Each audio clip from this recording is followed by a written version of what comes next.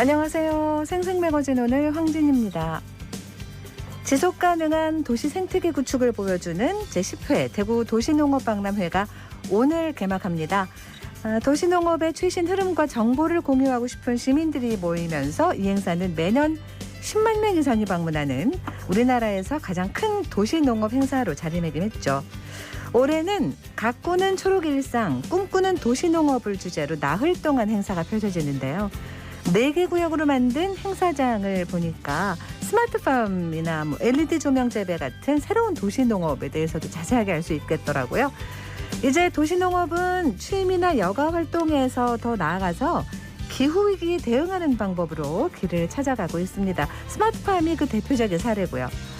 직접 흙을 밟으면서 하는 농사는 아니지만 도심의 빈집이나 방치된 건물, 또 지하철 안에 스마트팜을 만들어서 날씨에 상관없이 실내에서도 품질 좋은 농산물을 생산하고 있습니다. 대구에서는 전국에서 처음으로 도심 피건물을 활용해서 스마트 농장을 짓고 안정적으로 운영하는 곳이 있는데요. 서구의 인동천 스마트 웰빙 농장, 오늘 현장 리포트에서 소개합니다. KBS 대구 일라디오 생생매거진 오늘 9월 30일 금요일 순서 시작합니다.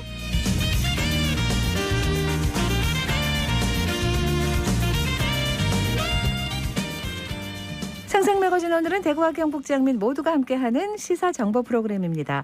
오늘도 청취자 여러분 곁에 한 걸음 더 가까이 다가갑니다. 안동, 포항, 울릉 연결해서 날씨와 소식부터 전해드립니다. 안동입니다. 오늘 경북 북부 지역은 맑은 가운데 때늦은 더위가 나타나겠습니다. 낮 기온은 평년보다 2도에서 5도 가까이 오르며 덥겠는데요. 더위는 모레인 일요일부터 점차 수그러들겠습니다. 아침에 봉화 8도, 안동 12도로 시작해서 한낮에는 봉화 26도, 안동은 28도까지 오르겠습니다. 낮과 밤의 기온차가 더 커져서 환절기 감기 걸리지 않도록 각별히 주의하셔야겠습니다. 봉화군이 3년 만에 열리고 오늘부터 10월 3일까지 진행되는 제26회 봉화 송이축제 개최를 기념해 할인 쿠폰을 제공합니다. 군은 통합 플랫폼 봉화 퍼스트샵을 통해 다음 달 31일까지 송이축제 한정 할인 쿠폰을 발행하기로 했는데요. 회원 가입한 고객에게는 3,000포인트를 지급하고요.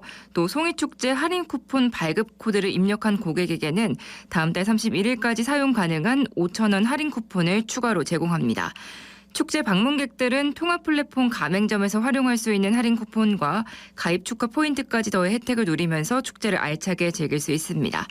한편 봉화 퍼스트샵은 음식, 숙박, 관광, 특산품 등 봉화군의 문화 관광 자원에 대한 정보를 통합 제공하고 앱 내 결제 시스템을 통해 지역 상거래를 활성화하기 위해 도입됐고요. 봉화사랑 상품권도 연계 결제가 가능하니까 지역민과 관광객들이 관심 가져보시면 좋을 것 같습니다. 안동에서 전해드렸습니다. 이어서 포항입니다. 가을이 깊어가고 있지만 기온은 평년보다 높습니다. 오늘도 한낮 기온 30도 가까이 오르면서 다소 덥겠는데요. 하지만 해가 지면 금세 쌀쌀해집니다. 가벼운 겉옷으로 체온 조절 잘해주시기 바랍니다. 주말과 휴일에도 일교차 큰 전형적인 가을 날씨 이어지겠고요. 다음 주 화요일에는 비 소식이 있습니다. 비가 내린 뒤에는 부쩍 서늘해질 전망입니다. 아이는 마을이 키운다는 아프리카의 속담처럼 한 아이를 키우기 위해서 지역 공동체의 역할이 나날이 중요해지고 있는데요. 이에 맞춰 포항시가 포항형 돌봄 제도를 도입했습니다. 경북도 내 최초로 시간제 긴급보육 서비스를 실시하는데요. 오늘 개원하는 직장보육시설 포항시 북구청 어린이집에서 정상 운영시간 외에 일반 영유아들을 대상으로 하는 시간제 긴급보육 서비스가 시범 운영됩니다. 이용 대상은 포항시에 주소를 둔 미취학 아동이고요. 하루 4시간 이내 이용할 수 있고 예약제로 운영됩니다. 운영 시간은 평일 오후 6시에서 10시, 토요일과 공휴일은 오전 9시에서 오후 6시까지입니다. 이번 사업은 보육시설을 이용할 수 없는 야간이나 주말 등 취약 시간대 긴급한 상황이 발생했을 때 시간제 보육 서비스를 제공하는 건데요. 이 서비스를 통해 보육 공백을 최소화하고 학부모들의 육아 부담도 경감할 수 있을 것으로 기대됩니다. 지금까지 포항이었습니다. 이어서 울릉입니다. 울릉도와 독도는 맑은 하늘 보이고 있습니다. 현재 기온은 어제와 비슷한 25도, 습도는 75%입니다. 동해 중부 먼바다에는 남풍이 불면서 0.5에서 1m의 잔잔한 물결이 일고 있습니다. 오늘 운항 시각이 변경된 여객선이 있으니 선사별 확인이 필요합니다. 울진 후포와 울릉 사동을 오가는 울릉 선플라워 크루즈호가 어제 첫 운항을 시작했습니다. 울릉 선플라워 크루즈호는 승객 638명과 차량 200대를 수송할 수 있는데요. 첫 운항이었던 어제 오전 8시 30분에 승객 441명과 차량 18대를 싣고 울진 후포항을 출발했고요. 오후 1시 20분쯤 울릉 사동항 접안시설에 도착했습니다. 또 울릉 사동에서 오후 3시 30분에 출항해 후포까지 승객 500명과 차량 9대를 수송했습니다. 울릉 선플라워 크루즈호는 최대 시속 약 39km로 울진과 울릉을 4시간 10분에 오갈 수 있는데요. 울진 후포에선 오전 8시 30분에, 울릉 사동에서는 오후 3시 30분에 출항하니 이용에 참고하시기 바랍니다. 안전한 운항으로 울릉도 사계절 관광 활성화와 주민 불편 해소에 도움이 되기를 기대해 봅니다. 지금까지 울릉이었습니다.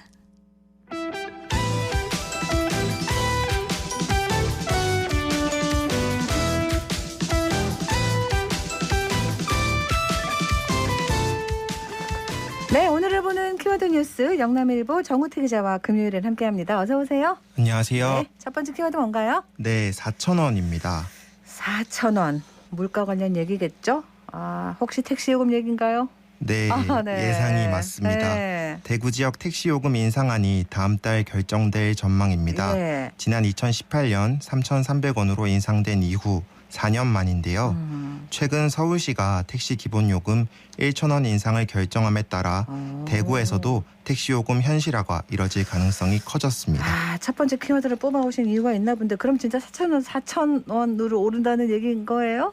아직 인상 폭이 결정된 건 아닙니다. 네. 대구시는 지방행정발전연구원에 택시 운송 원가 분석 및 산정 용역을 발주했는데요. 네. 올 연말 혹은 내년 초 적용될 택시 기본 요금은 3,800원, 4,000원, 4,200원 이렇게 세 가지 안으로 좁혀졌습니다. 네. 최소 500원은 오르는 셈인데요. 그렇네요. 다음 달 7일 예정된 대구 택시 운송 원가 분석 용역에 대한 최종 보고회가 예정돼 있고 이후 내부 조정을 통해 최종 결정을 내리고 대구시 의회에 보고할 예정입니다.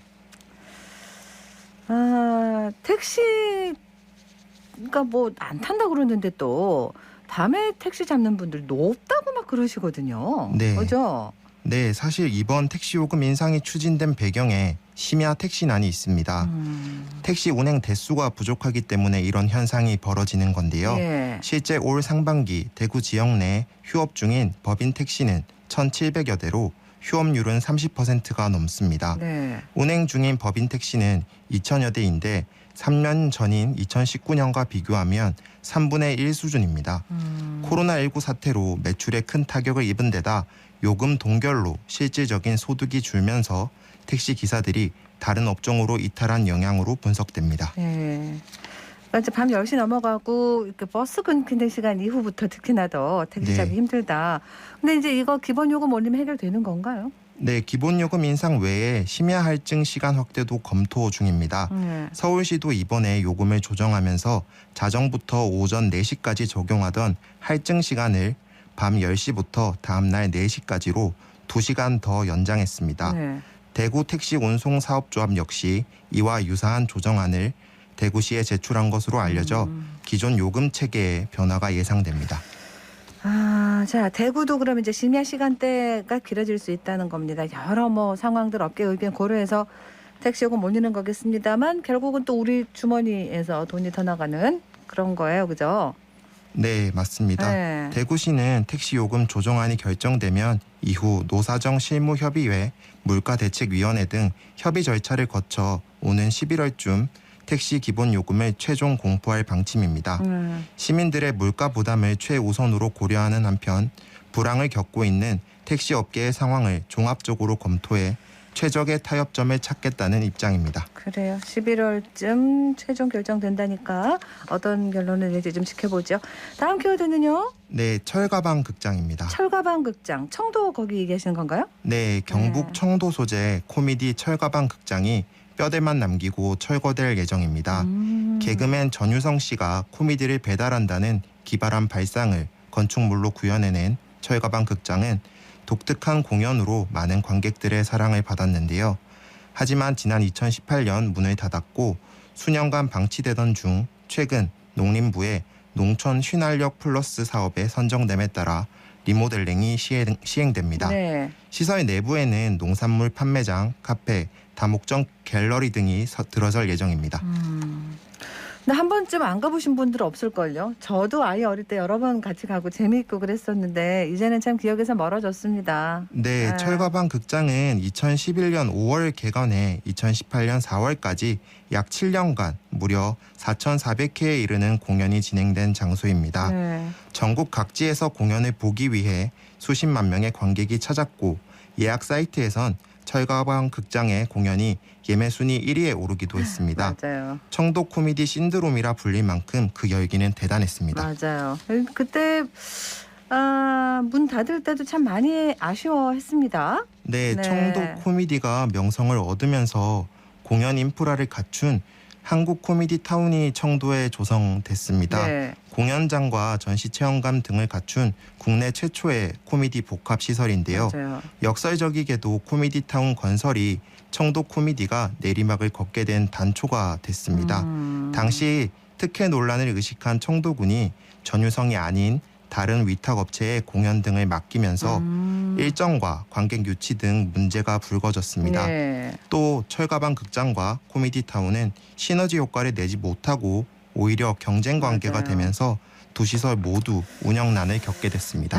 참 안타깝습니다. 어쨌든 이렇게 철가방 극장이 문을 닫았고 그럼 코미디 타운은 지금 운영하고 있어요? 네, 코미디 타운의 경우 초창기엔 서울의 전시 관련 업체가 운영을 했습니다. 네. 2018년부터는 주말마다 개그 공연을 무대에 올렸는데요.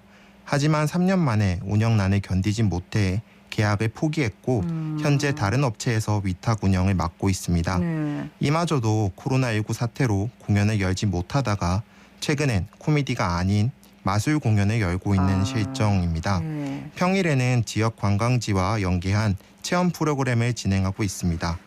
당초 설립 취지가 무색해지는 상황이지만 코미디 공연 재개를 추진하고 있는 것으로 알려져 이에 대한 관심이 높습니다. 자, 코미디 공연이 청도에서 다시 부활할 수 있을지 지켜봐야겠습니다. 다음 키워드는요? 네, 중견기업입니다. 네. 중견기업은 정의가 뭘까요? 궁금합니다. 네, 저도 네. 한번 찾아봤는데요. 네네. 중소기업법상 중소기업에 해당하지 않고 네. 대기업 계열사에 속하지 않는 기업, 즉 중소기업과 대기업 중간에 위치한 기업을 중견기업이라고 합니다. 네네.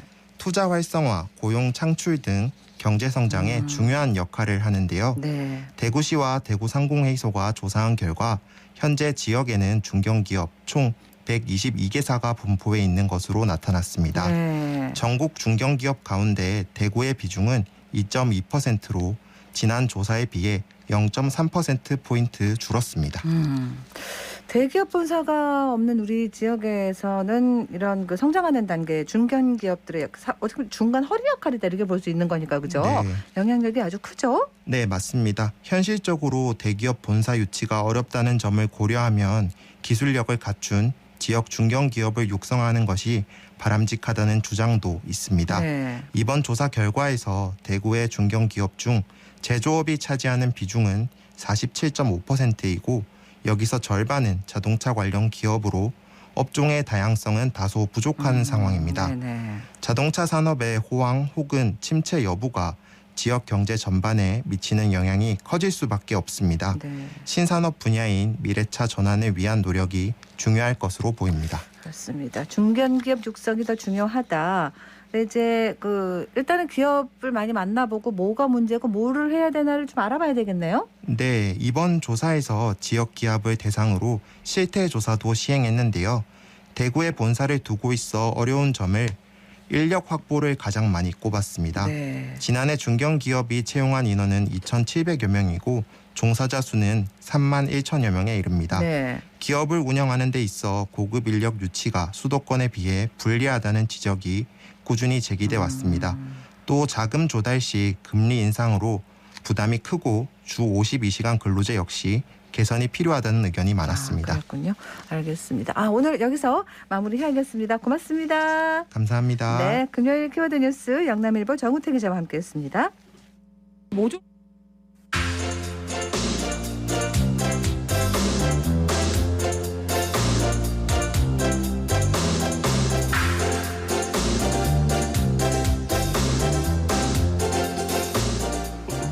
네, 현장 리포트 금요일에는 김현지 리포터가 오늘 준비해왔습니다. 어서 오세요. 네, 안녕하세요. 네.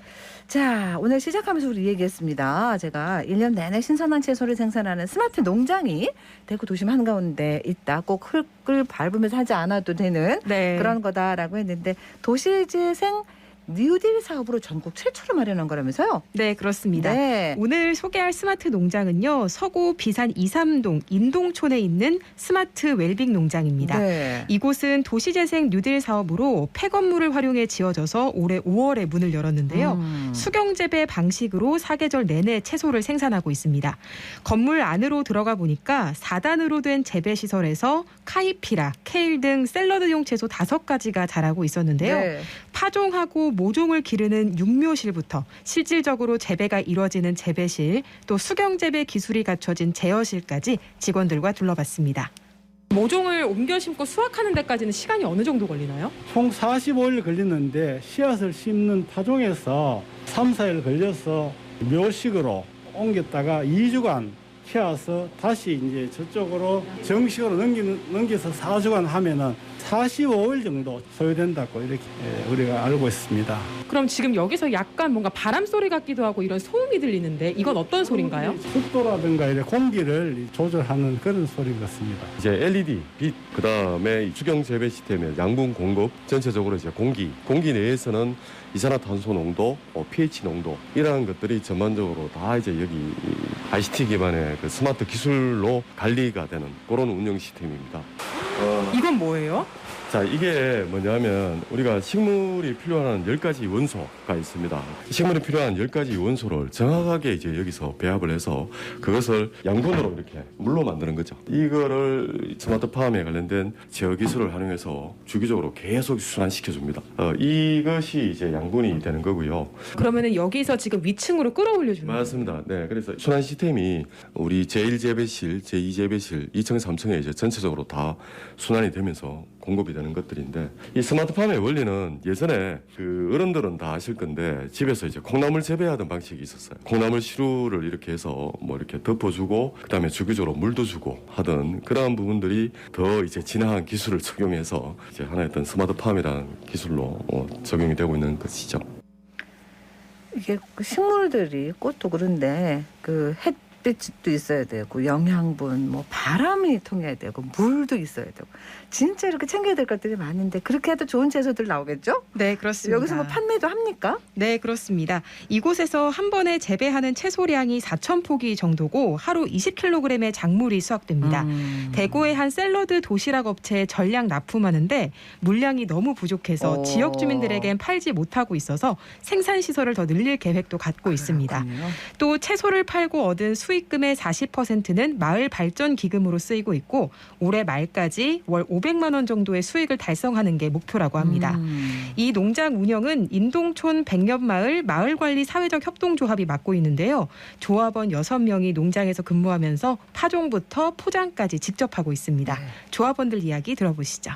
협동조합에 대한 소개도 좀 부탁드릴게요. 동네 주민들이 모여가지고 전부 다 60대 이상 됩니다. 우리는 이제 마을관리 사업으로 열심히 한번 해보고 있습니다. 농사는 이거 처음인데 그냥 한번 해보니까 이것도 괜찮네. 이거 아무것도 모르는 상태에서 막 씨앗을 넣고 조금 크고 파종을 해가지고 묘식을 하고 정식을 하고 45일 만에 수확을 하니까 그거 기분이 진짜 좋고 생전 보지도 못했던 스마트 팝이라는 걸 접하게 되어가지고 그죠. 텃밭에서 기르던 채소하고 팝에서 이제 조명 속에서 크는 채소하고 차이점이 참 많더라고요. 그래 먹어보니까 참 아삭아삭하고 식감도 좋고 반응이 참 좋습니다. 그러면 농작물을 재배하실 때 가장 신경 쓰는 부분이 있으시다면? 깨끗하게 청결하게 해야 되고요. 첫째는 그리고 이제 얘가 이제 잘 크나 안 크나를 항상 돌이켜 봐야 되고 그런 점이 있습니다. 스마트팜이 앞으로 좀 더 전국적으로 좀 많이 생겼으면 좋겠다 뭐 이런 생각을 또 갖고 계세요? 많은 사람들이 이걸 알아가지고 같이 보급해가 먹을 수 있다라는 점 그런 점이 좋을 것 같습니다. 그래요. 사실 비산동 쪽 이제 오래된 집도 많고 건물들도 그렇고 또 어르신들 아까 말씀하신 분들도 60세 이상 어르신들이 많다 그러는데 이걸 이렇게 아주 적재적소에 활용한 도시재생 사례입니다. 네, 국가적으로 지역 농업인구 감소와 고령화가 사회적 문제로 떠오르는 만큼 이 스마트 농장이 문제를 해결하는 대안이 되고 또 폐건물을 활용함으로써 정주 환경을 개선하는 목적도 갖고 있었다고 합니다.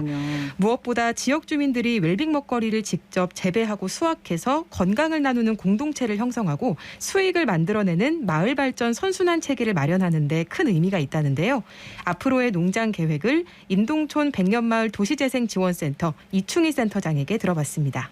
저희들이 단기적으로는 스마트 웰빙 농장이 주요 이제 운영 시설이라 하지만 곧 마을 카페가 하나 더 생기게 됩니다. 옆에 이제 짓게 되는 커뮤니티 센터 내에 있는 마을 카페, 소위 이제 건강 카페라고 하는 테마를 가지고 있는데 그 카페에서 스마트팜의 어떤 그런 생산물을 동시에 판매, 상품화하는 그런 어떤 시스템을 지금 곧 준비를 하고 있어서 그래서 지금 만들어져 있는 이제 스마트팜의 웰빙 농장이라고 하는 브랜드를 건강 카페 브랜드와 다시 이제 명소화할 수 있는 그런 브랜드 개발을 곧 진행을 할 예정이고요. 또 하나는 이제 거기서 지금 일하실 바리스타를 우리 그 협동조합 임원분들이나 마을 주민 내에서 이제 육성하는 그런 어떤 것들을 가지고 있습니다. 중기하고 장기적으로는 최근에 식탁 위에 올려놓는 어떤 그런 그 스마트 식탁, 뭐 웰빙 식탁이라고 하는 그런 어떤 부가 상품들이 많이 또 지금 보급이 되고 있는 상황입니다.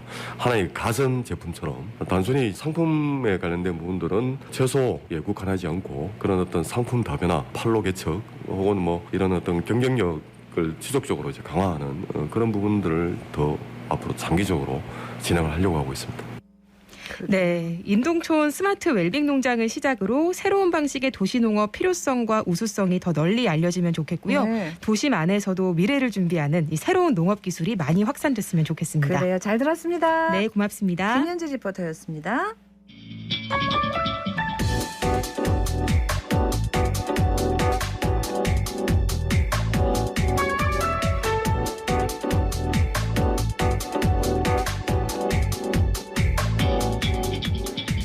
묻고 듣고 생각과 마음을 나누는 방송. 지금 여러분께서는 대구 경북을 보고 듣는 생생 매거진 오늘을 함께하고 계십니다.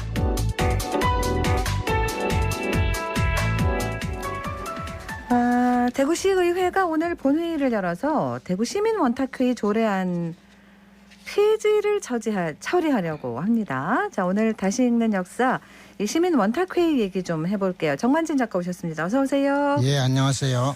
자, 대구 시민 원탁회의가 없어져요? 네. 결정된 거군요. 네, 오늘 됩니다. 네. 아, 오늘요? 예.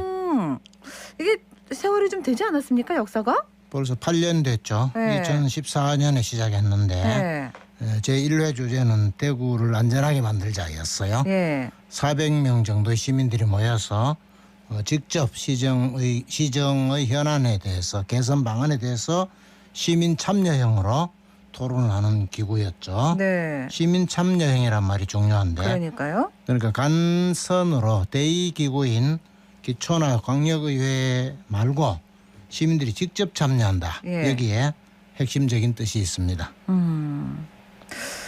지방의회가 있어요, 그죠? 네. 근데 이제 이 시민 4,500명 따로 이렇게 모여서 시정 논의하는 거 이거 뭐 맞나? 이렇게 반대하는 분도 있었죠? 당연하죠. 네. 예. 민주주의 발전이 간접민주주의 대의 체계가 지속적으로 향상되는 데 있지 않습니까? 네.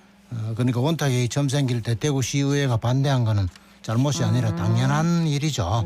그런데 이론적으로는 국회나 지방의회가 있다고 해서 시민들이 직접 모여서 국정이나 시정에 대해서 논의할 수 없다 이렇게 그렇죠. 하지 말란 건 아니니까. 할 수는 없잖아요. 맞습니다. 국회와 지방의회가 모든 걸 다 잘하면 좋지만 인간이 하는 일인데 그게 가능하지 않잖아요. 네. 그래서 거다가 또 뭐 거다가 게다가 네. 특히 우리나라는 또 정치 불신이 높아서 국회와 지방의회를 안 믿는 국민 시민이 많고 네네. 그러다 보니 원탁회의는 꼭 필요하다 이런 견해도 많죠. 제 생각에는 그런 점에서 가장 바람직한 형태는 의회가 직접 원탁회의를 주재하는 거죠. 예, 예. 그런 얘기는 없었습니까? 우리 대구 시민 원탁회의에서? 그런 얘기는 없었는 걸로 알고 있습니다. 그렇군요. 시청에서 주관했죠. 그렇군요. 시장 공약이었어요. 예. 8년 전 시장 공약이었다.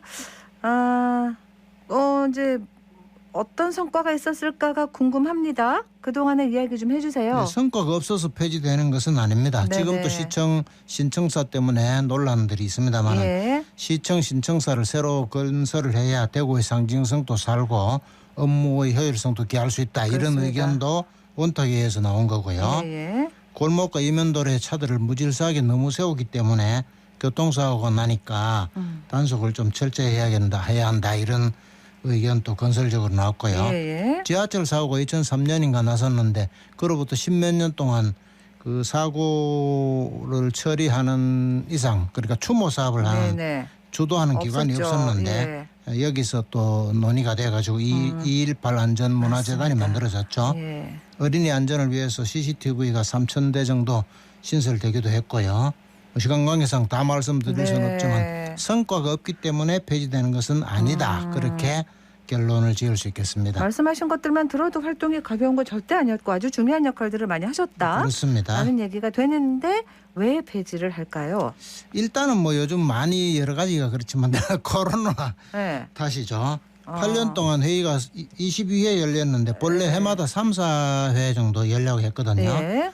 그런데 코로나 때문에 열기가 어려워졌고 원래는 또 아예 한 번도 못 열었고요. 그 코로나 때문이니까 어쩔 수 없었던 그렇죠. 건데. 예.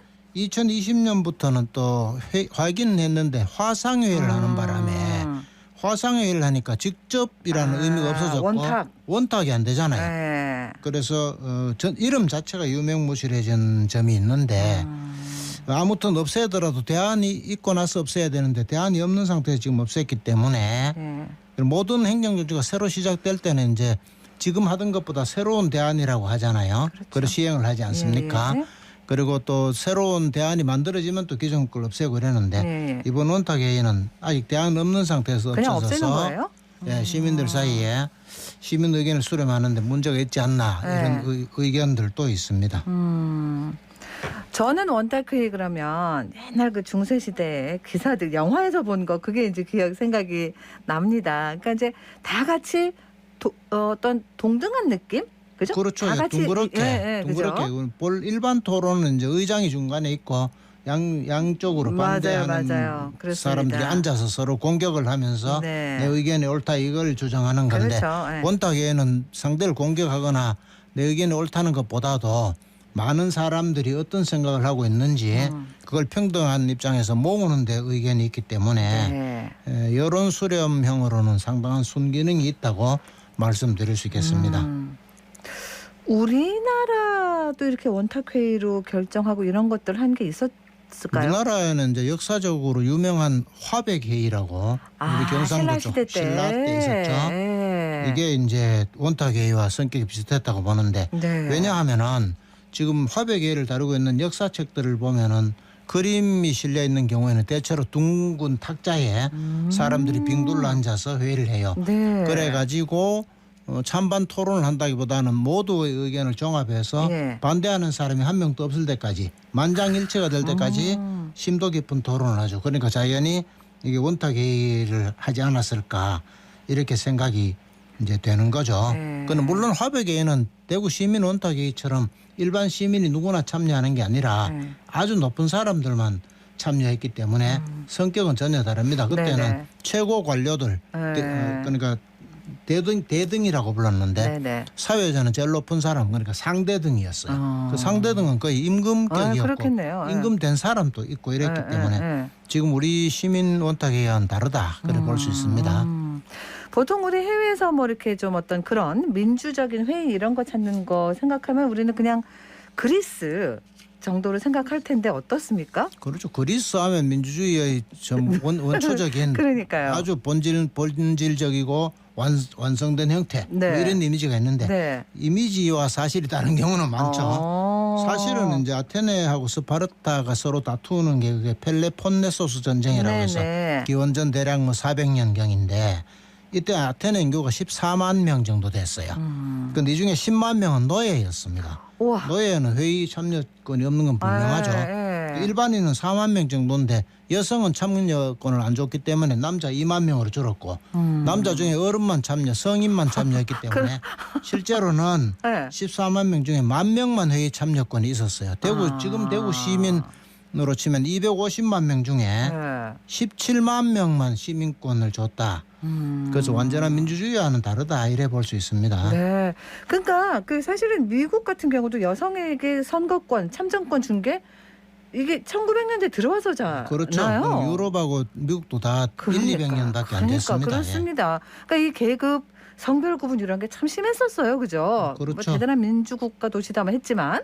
그렇다고 해서 이제 아테네 때에 그랬다는 걸 가지고 그 역사를 폄훼할 수는 없어요. 지금 기준으로 말할 수는 없습니다. 그렇습니다.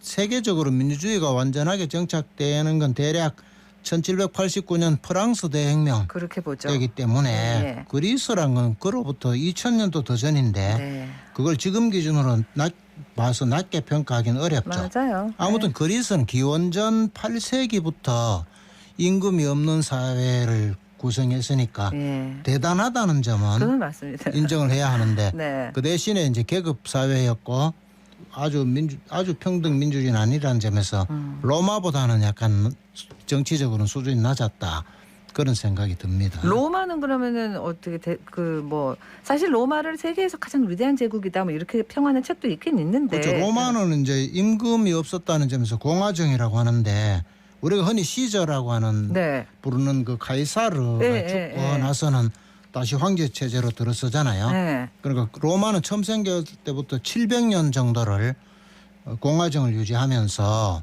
세계 강국 최고의 강국이 되는데 로마는 점령한 나라마다 다 로마 시민으로 인정했기 때문에 실제로 모든 사람들이 로마 국민이 되고 싶어 했다고 기록하거든요. 노예 이런 것도 아니고. 그렇죠. 노예는 물론 있었지만 피점령지의 국민들을 그러니까 진정한 세계 국가죠. 그렇네요. 다른 나라를 점령했다고 노예를 삼는 게 아니라 그 나라 사람들도 다 로마인으로 인정을 했기 때문에 진정한 세계 제국이다 그런 평가를 받습니다. 네.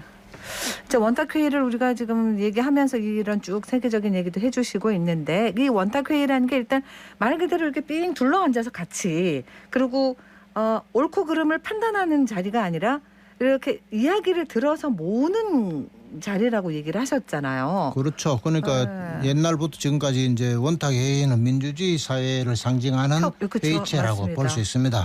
우리나라로 치면은 뭐 고구려와 백제가 신라보다 훨씬 강성했지만 연개소문이나 의자왕이 독재하면서 결국 부패가 발생하고 먼저 망하잖아요. 그러니까 모든 구성원들이 각자의 의견을 자유롭게 논의할 수 있고 그걸 모아서 최상의 결론을 도출할 수 있는 말은 원탁회의형의 정치가 유지되면 그 나라는 발전을 한다. 그런 점에서 옛날 얘기지만 지금 현대 사회도 여전히 유용한 가치 체계다 이렇게 말씀드릴 수 있습니다. 그러니까 기원 전이든 뭐 현재든 중세든 뭐 언제든 이 정치라는 게 어떤 특정한 권력이 독점을 해서 쭉 가는 거 이거는 어쨌든 결국은 망하는 지름길이 그렇죠. 그러니까 권력을 잡은 사람은 자기 마음대로 하니까 잠시 기분이 좋을란지 모르지만 결국 나라와 민족에는 해롭죠. 여론에 신경 안 쓴다 이런 정치 지도자가 있어서 안 됩니다.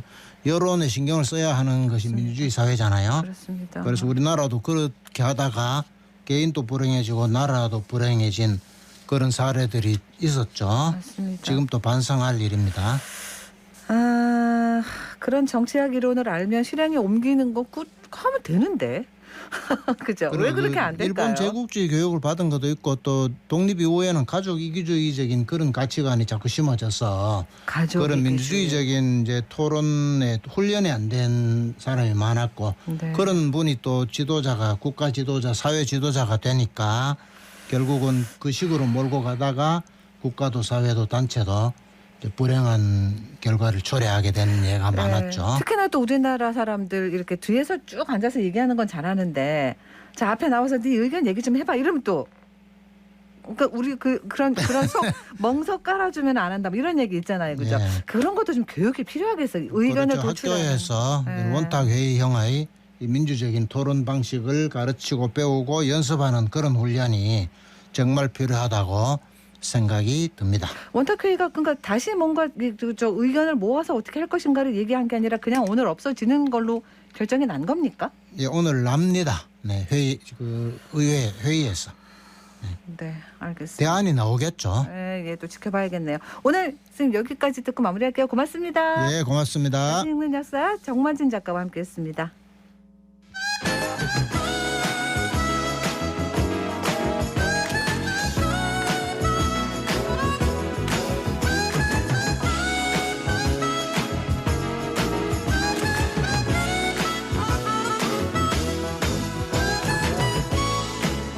네, 11시 44분으로 갑니다. 금요일엔 문화, 오늘은 최양의 음악 칼럼니스트와 함께합니다. 어서 오세요. 안녕하세요. 네, 자 국제 오페라 축제 오늘 얘기 준비를 해오셨어요. 네, 대구의 가을 하면 뭐 그거죠? 네, 간단하게 말씀드렸는데 오늘은 그 중에서도 지난 시간에도 잠시 언급해드렸던 독일 최고의 오페라 작곡가 중에 한 사람이라고 할 수 있는 바그너의 오페라 반지 4부작 전 공연에 대해서 좀 더 자세한 이야기를 해드리려고 합니다. 네, 이 바그너라는 참 사람은 아직까지도 뜨거운 논쟁의 중심에 있는 듯 하고요. 네, 오페라가 있는 한 영원하지 않을까 싶은데요. 네. 그리고 또 바그너 하면은 이 우리 보통 링 시리즈, 뭐 링 4부작 이렇게 해서 그렇죠. 네.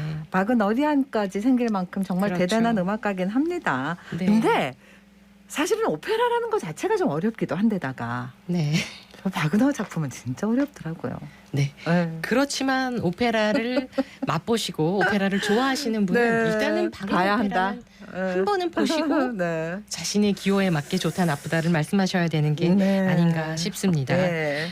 보통 대구 국제 오페라 축제의 프로그램은 대구 시민들뿐만 아니라 이제는 국내 오페라 마니아들에게도 맞아요. 많은 작품을 제공을 하고 있는데요. 오페라 하우스 직접 제작하는 작품 그리고 국내 최정상급 오페라단 작품 초청 여기에 더 나가서 최근에는 오페라 본거지인 유럽의 정상급 오페라단의 작품들로 이루어지고 있습니다.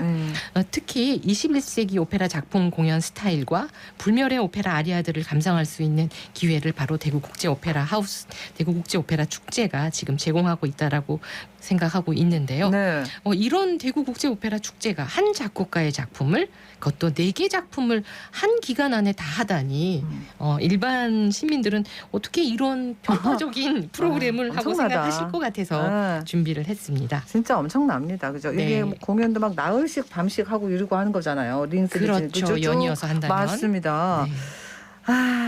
바그너가 다른 뭐 가곡이나 이런 것도 쓰긴 했지만 그러고 보면 평생 오페라만 쓴 것 같아요. 그렇죠. 그죠? 거의 지금 남겨진 작품 중에서 공연되는 건 대부분이 다 오페라라고 그러니까요. 할 수가 있는데요. 네.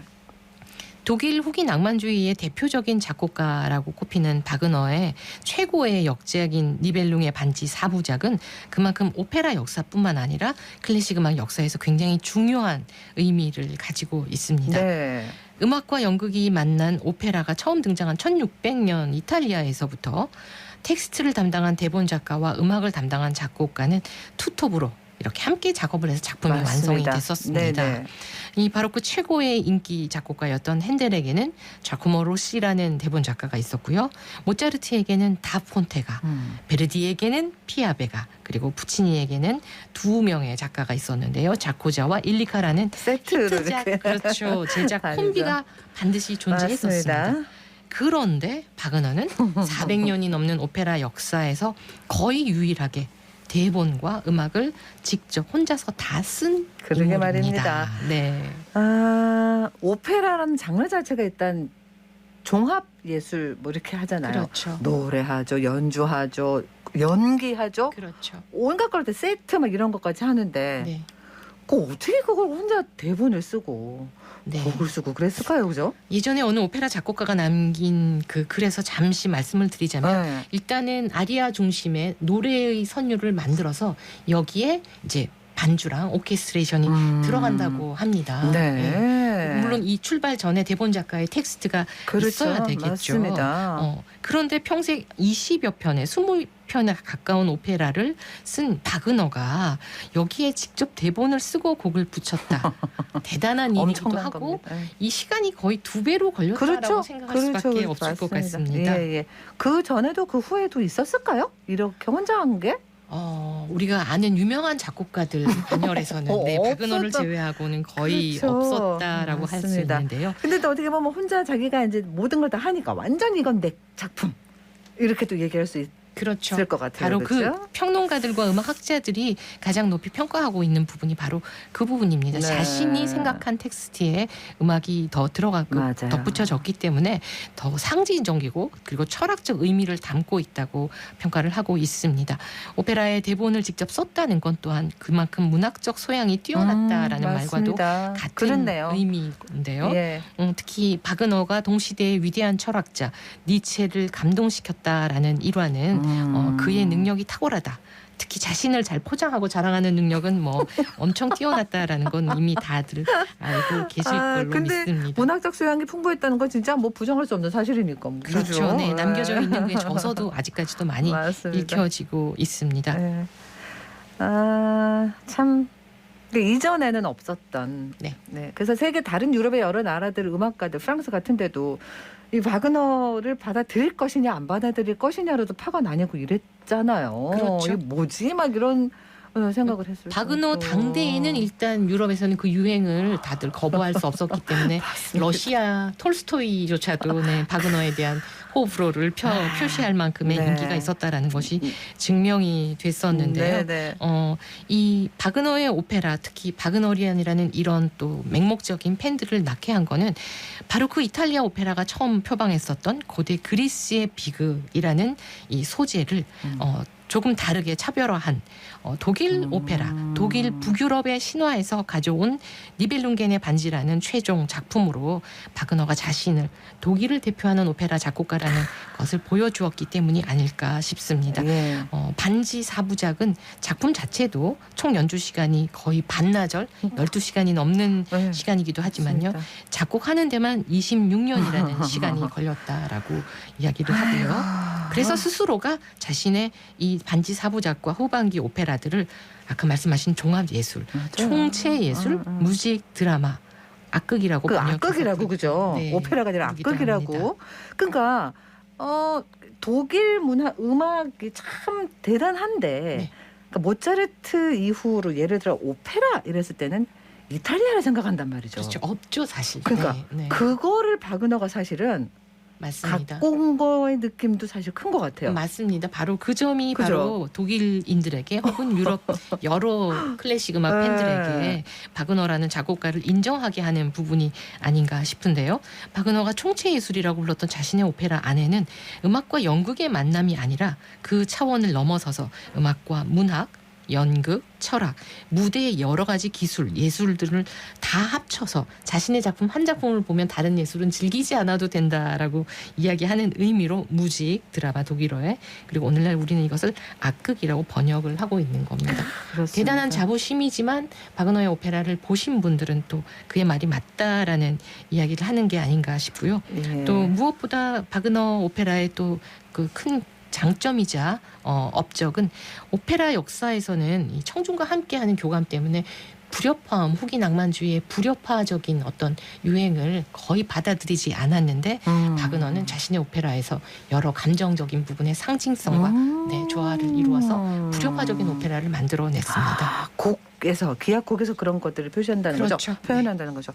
어쨌든 이 바그너의 니벨룽 반지 4부작을 공연한다라는 건 그 자체가 대구 오페라 축제의 위상을 한층 높이는 계기다. 네, 이렇게 할 수 있죠. 네, 특히나 이번 오페라는 사실 바그너 오페라라는 작품을 다른 나라에서도 이렇게 연출을 해서 올릴 수가 있지만 이번 축제에서 4부작은 독일에서 또 음악적인 도시로 널리 알려져 있는 마나임의 국립 오페라단이 직접 와서 독일 오페라의 정수를 그 4부작을 다 하는 거죠? 네, 보여준다라는 데서 더욱 큰 의미가 있지 않을까 싶습니다. 대구를 넘어서서 국내의 많은 오페라 팬들이 이 기회를 누렸으면 좋겠다는 생각이 듭니다. 네, 그 말씀하신 대로 그 바그너 오페라에서 기악이 차지하는 비중이 그만큼 중요하다는 그렇죠. 그것도 또 좀 눈여겨서 그렇죠. 화려한 오케스트레이션 뭐 이런 얘기 하지 않습니까? 바그너가 교향곡을 안 썼는데 바그너의 오페라를 통한 교향곡을 느낄 수 있다는 의미라고도 할 수 있습니다. 그렇습니다. 그러니까 그 인물의 어떤 묘사에 막 이런 거에서 말씀하신 불협화음이나 그렇죠. 다양한 게 그렇죠. 특히 트리스탄과 이졸데에서는 트리스탄 동기, 이졸데 동기, 독약 동기 등을 다 만들어서 우리가 그 극을 이끌고 가는 주요한 모티브라고 라이트 모티브라고 부르고 있습니다. 자, 바그너 오페라 음악 오늘 어떤 거 들어볼까요? 네, 바그너 그러면 아마 많은 분들이 이 곡을 떠올리실 텐데요. 영화 음악으로 사용되면서 더욱 유명해졌죠. 1979년 프란시스 포드 코폴라 감독의 지옥의 묵시록 초반부에 나온 OST. 잊을 수 없죠. 2부작, 반지 4부작의 2편 발키레 중에 발키레의 기행. 말달리기 장면 음악 들으시면 아마 좋아하실 것 같습니다. 네, 이 곡 들으면서 오늘 인사 나누겠습니다. 고맙습니다. 감사합니다.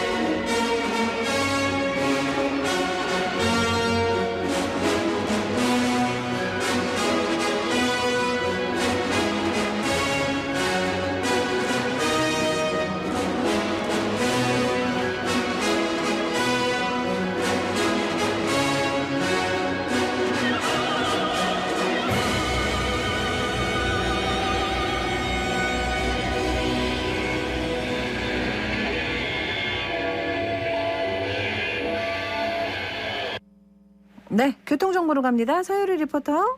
네, 먼저 시내도로 정보입니다. 달구벌대로 위 작업 구간 있는데요. 만촌내거리에서 담티고개 방향으로 만촌내거리 지난 지점 가장자리 차로를 막고 공사 진행 중입니다. 이 구간 지나신다면 가장자리 차로를 제외한 1에서 4차선으로 차로 변경해서 이동하시기 바랍니다. 청으로 만촌내거리에서 경북고등학교 방향은 장원맨션 200m 못 간 지점 1차로에 맨홀 뚜껑 열고 공사하고 있습니다. 각별히 유의해서 지나시기 바랍니다. 이어서 고속도로 상황 살펴봅니다. 경부고속도로 부산 방향으로 작업 구간 있는데요. 경산 부근 115.6km 지점에서 113.5km 지점 4차로를 막고 구조물 개량 작업하고 있습니다. 중부내륙지선 창원 쪽으로는 옥포 분기점 15km 지점부터 현풍 분기점까지 갓길 따라 이동하며 청소하고 있고요. 이어서 소통 상황 살펴보면 대구 포항고속도로 포항 방향 팔공산 나들목부터 도동대교까지 서행하고 있습니다. 지금까지 이 시각 교통정보였습니다. 지역 고속도로에서 요즘 사고 소식이 많아요. 어제 오후에는 경부고속도로 경주 내남면 구간에서 5명이 중경상을 입는 사고가 나서 정체가 길었습니다.